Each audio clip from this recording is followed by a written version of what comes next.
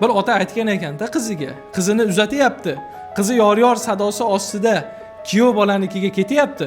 O'sha yerda otasi aytgan ekan, "Qizim" degan ekan. "Sen hozir uyimdan chiqib ketyapsan. Sen o'zingni asli bo'lgan vataningga ketyapsan. Sen o'zingni yurt halolingni oldiga ketyapsan. Shu ketishligingda menga qaragin. Men do'stlarim ichida, yori do'stlar, birodarlarim ichida, qavmi qarindoshlar ichida boshim tikka turibdi. Gavdam tikka turibdi.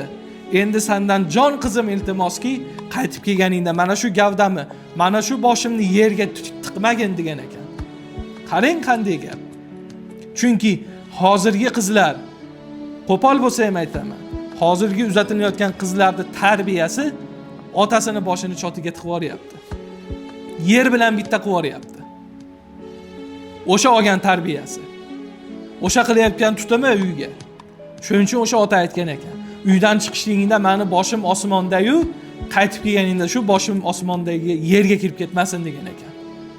Mana shu nasihatni hozirgi kunda ham otalar qilish kerak. Qizlariga nisbatan. Qizlar ham bilsinki, otasini nomini ko'tarib yurganligini bilsin.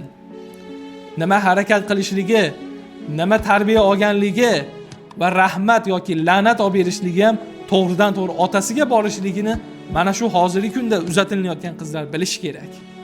Va shuni bilishligi uchun ana shu otalar zo'r tarbiya berish kerak.